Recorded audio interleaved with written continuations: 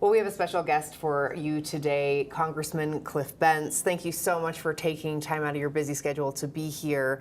I know we don't have a lot of it, so let's jump right in. Sure. We're going to start off with the federal budget. So what are your top priorities for Oregon in the upcoming federal budget discussions, especially for the rural communities like ours? All right, well, first of all, thanks for the opportunity today to be here. Probably the most important thing right now is to make sure the programs that are so important to so many people, retired in particular, are maintained. So that would mean making sure that our Social Security systems and our Medicare systems are retained and protected. And that includes Medicaid, because it's an important thing. When it comes to the types of rural communities that I represent so many of, the Farm Bill is hugely important, and we've been working super hard on that, and it's a huge challenge, but the Farm Bill's very, very important. We're trying to get back into the woods, and so some of the big, beautiful bill provisions, the OBBB bill gets us back into the woods a little bit, but we need to get more of that fuel out so that these fires are less likely to be so damaging. One of the biggest things right now that's terrifically important is insurance. So people are having an increasingly difficult time to obtaining insurance on their homes in places just like Bend. And so we're trying to figure out how in the world to drive down risk and in some fashion help in that space. But we can go on for all the time that we have talking about the budget, but the main thing I need to do is understand what's the most essential for this area and then do my best to support it. And then speaking of Medicaid, there's been, growing concerns about the long-term sustainability of Medicaid.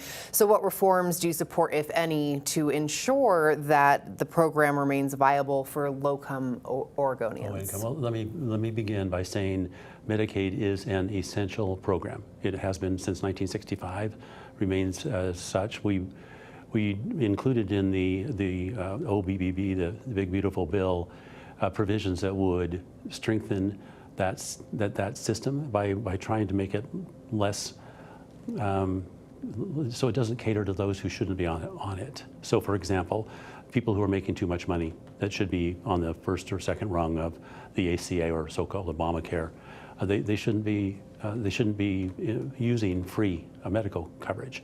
They should be stepping up to that next level. If we're going to preserve these programs, which are becoming increasingly expensive, we have to make sure they're serving the people for whom the law was originally created.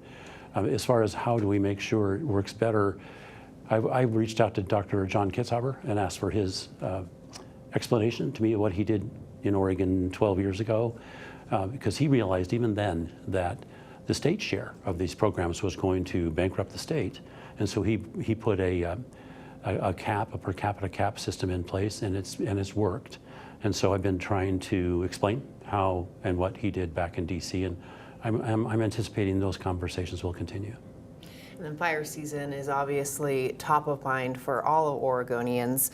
Do you believe the current forest management policies go far enough to reduce wildfire risk, or does more need to be done at the federal level? Yeah, more needs to be done at the federal level, and to that end, in the Big Beautiful Bill, we included provisions that will require more fuel be removed from the forest, and you have to do it in a way that pays for itself, because there aren't big piles of federal dollars to pay to haul all of that fuel out of the forest. You have to have the wood, if you will, help pay for its removal, and that means there's got to be mills that can mill that lumber and make some value out of it. But we absolutely have to remove more wood than we've been removing. We have to, because what's happening now, the fires are so hot, and they're so hard to slow down.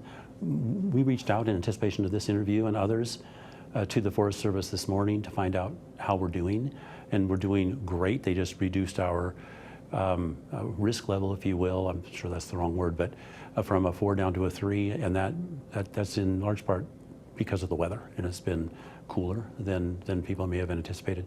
But we're in great shape to put out the fires, but it'd be a lot easier if we didn't have so much wood in these forests that's ready to burn.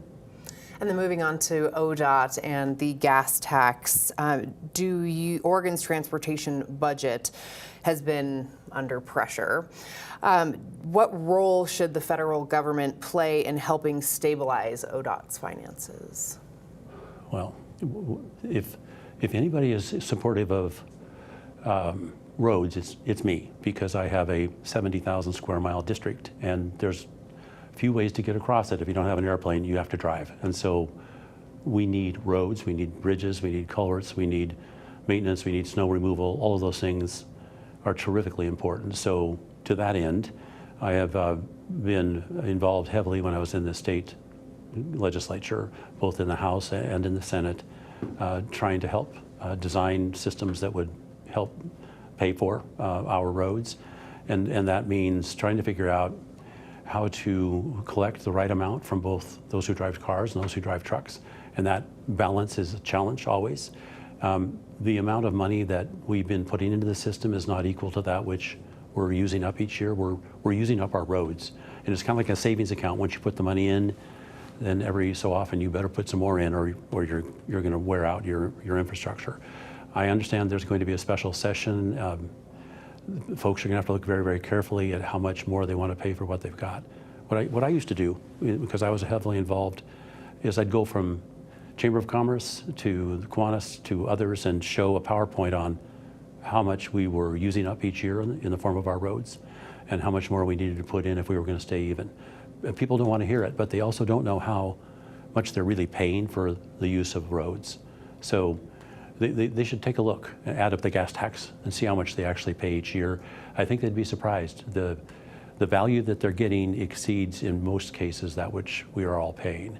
So somehow you have to explain that, and that needs to be done aggressively and clearly, so people understand how important it is to have roads and how expensive it's become to maintain them.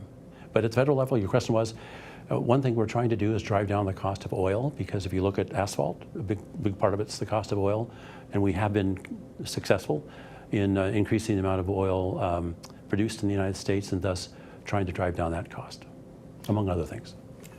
Well, thank you so much for joining us today. It was an honor and a privilege to have you in. Well, thank you.